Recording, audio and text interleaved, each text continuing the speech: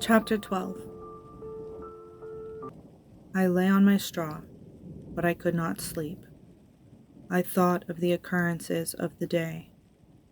What chiefly struck me was the gentle manners of these people, and I longed to join them, but dared not. I remembered too well the treatment I had suffered the night before from the barbarous villagers, and resolved, whatever course of conduct I might hereafter think it right to pursue, that for the present I would remain quietly in my hovel, watching and endeavoring to discover the motives which influenced their actions. The cottagers arose the next morning before the sun. The young woman arranged the cottage and prepared the food, and the youth departed after the first meal. This day was passed in the same routine as that which preceded it. The young man was constantly employed out of doors, and the girl in various laborious occupations within. The old man, whom I soon perceived to be blind, employed his leisure hours on his instrument or in contemplation. Nothing could exceed the love and respect which the younger cottagers exhibited towards their venerable companion. They performed towards him every little office of affection and duty with gentleness, and he rewarded them by his benevolent smiles. They were not entirely happy. The young man and his companion often went apart, and appeared to weep. I saw no cause for their unhappiness, but I was deeply affected by it. If such lovely creatures were miserable, it was less strange that I, an imperfect and solitary being, should be wretched. Yet why were these gentle beings unhappy? They possessed a delightful house, for such it was in my eyes, and every luxury. They had a fire to warm them when chill, and delicious viands when hungry. They were dressed in excellent clothes, and still more, they enjoyed one another's company and speech, interchanging each day looks of affection and kindness. What did their tears imply? Did they really express pain? I was at first unable to solve these questions, but perpetual attention and time explained to me many appearances which were at first enigmatic. A considerable period elapsed before I discovered one of the causes of the uneasiness of this amiable family. It was poverty, and they suffered that evil in a very distressing degree. Their nourishment consisted entirely of the vegetables of their garden and the milk of one cow, which gave very little during the winter, when its masters could scarcely procure food to support it. They often, I believe, suffered the pangs of hunger very poignantly, especially the two younger cottagers, for several times they placed food before the old man when they reserved none for themselves. This trait of kindness moved me sensibly. I had been accustomed during the night to steal a part of their store for my own consumption, but when I found that in doing this I inflicted pain on the cottagers, I abstained and satisfied myself with berries, nuts, and roots, which I gathered from a neighboring wood. I discovered also another means through which I was enabled to assist their labors. I found that the youth spent a great part of each day in collecting wood for the family fire, and during the night I often took his tools, the use of which I quickly discovered, and brought home firing sufficient for the consumption of several days. I remember the first time that I did this, the young woman, when she opened the door in the morning, appeared greatly astonished on seeing a great pile of wood on the outside. She uttered some words in a loud voice, and the youth joined her, who also expressed surprise. I observed with pleasure that he did not go to the forest that day, but spent it in repairing the cottage and cultivating the garden. By degrees I made a discovery of still greater moment. I found that these people possessed a method of communicating their experience and feelings to one another by articulate sounds. I perceived that the words they spoke sometimes produced pleasure or pain, smiles or sadness, in the minds and countenances of their hearers. This was indeed a godlike science, and I ardently desired to become acquainted with it. But I was baffled in every attempt I made for this purpose.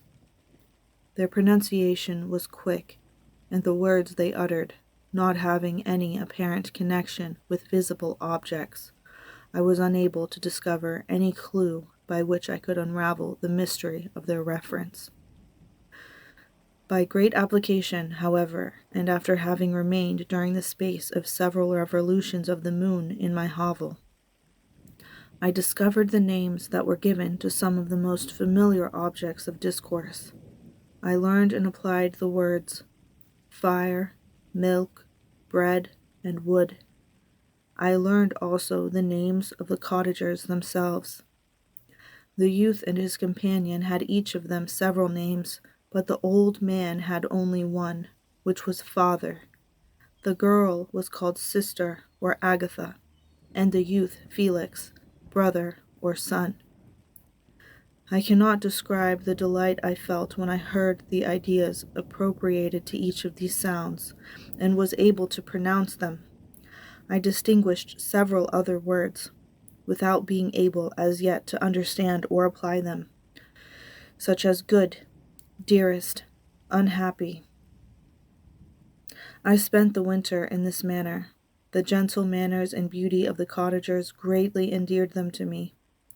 When they were unhappy, I felt depressed. When they rejoiced, I sympathized in their joys. I saw few human beings beside them, and if any other happened to enter the cottage, their harsh manners and rude gait only enhanced to me the superior accomplishments of my friends. The old man, I could perceive, often endeavored to encourage his children, as sometimes I found that he called them to cast off their melancholy. He would talk in a cheerful accent, with an expression of goodness that bestowed pleasure even upon me. Agatha listened with respect, her eyes sometimes filled with tears, which she endeavored to wipe away unperceived, but I generally found that her countenance and tone were more cheerful after having listened to the exhortations of her father. It was not thus with Felix. He was always the saddest of the group, and even to my unpracticed senses, he appeared to have suffered more deeply than his friends. But if his countenance was more sorrowful, his voice was more cheerful than that of his sister, especially when he addressed the old man. I could mention innumerable instances which, although slight, marked the dispositions of these amiable cottagers in the midst of poverty and want.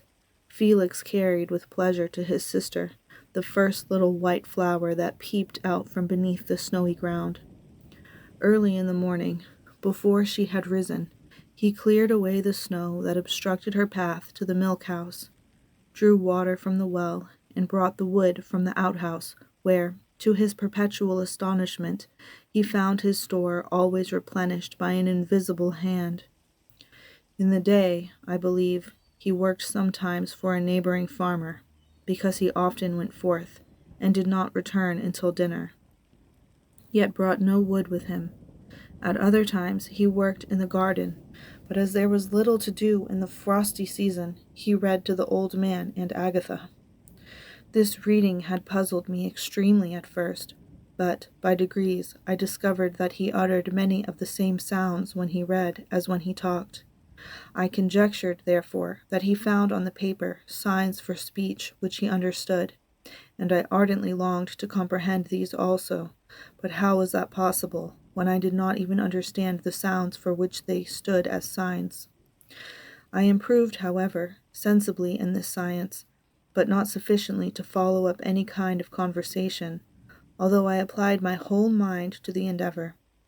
For I easily perceived that, although I eagerly longed to discover myself to the cottagers, I ought not to make the attempt until I had first become master of their language, which knowledge might enable me to make them overlook the deformity of my figure. For with this also the contrast perpetually presented to my eyes had made me acquainted. I had admired the perfect forms of my cottagers, their grace, beauty, and delicate complexions, but how was I terrified when I viewed myself in a transparent pool.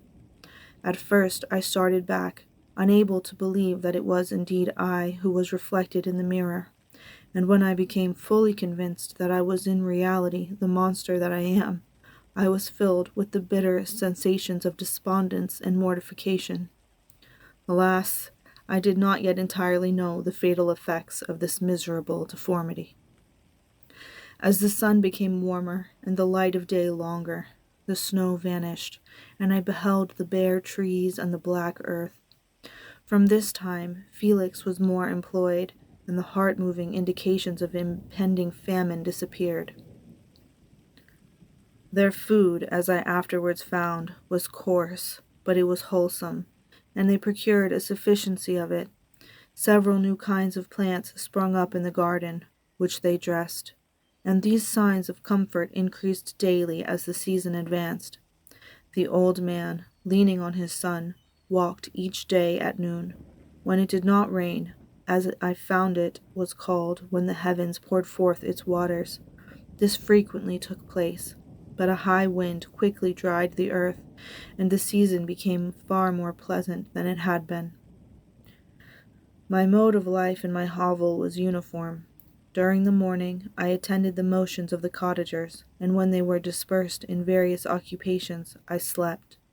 The remainder of the day was spent in observing my friends. When they had retired to rest, if there was any moon or the night was starlight, I went into the woods and collected my own food and fuel for the cottage. When I returned, as often as it was necessary, I cleared their path from the snow and performed those offices that I had seen done by Felix. I afterwards found that these labors, performed by an invisible hand, greatly astonished them, and once or twice I heard them, on these occasions, utter the words, "Good spirit," "wonderful," but I did not then understand the signification of these terms. My thoughts now become more active, and I long to discover the motives and feelings of these lovely creatures. I was inquisitive to know why Felix appeared so miserable and Agatha so sad. I thought, foolish wretch, that I might be in my power to restore happiness to these deserving people. When I slept or was absent, the forms of the venerable blind father, the gentle Agatha, and the excellent Felix flitted before me. I looked upon them as superior beings, who would be the arbiters of my future destiny. I formed in my imagination 1,000 pictures of presenting myself to them, and their reception of me. I imagined that they would be disgusted, until, by my gentle demeanor and conciliating words, I should first win their favor, and afterwards their love. These thoughts exhilarated me, and led me to apply with fresh ardor to the acquiring the art of language. My organs were indeed harsh, but supple, and although my voice was very unlike the soft music of their tones, yet I pronounced such words as I understood with tolerable ease. It was as the ass and the lapdog, yet surely the gentle ass, whose intentions were affectionate, although his manners were rude, deserved better treatment than blows and execration. The pleasant showers and genial warmth of spring greatly altered the aspect of the earth. Men, who before this change seemed to have been hid in caves, dispersed themselves and were employed in various arts of cultivation. The birds sang in more cheerful notes, and the leaves began to bud forth on the trees. Happy, happy earth, fit habitation for gods which, so short a time before, was bleak, damp, and unwholesome. My spirits were elevated by the enchanting appearance of nature. The past was blotted from my memory, the present was tranquil, and the future gilded by bright rays of hope and anticipations of joy.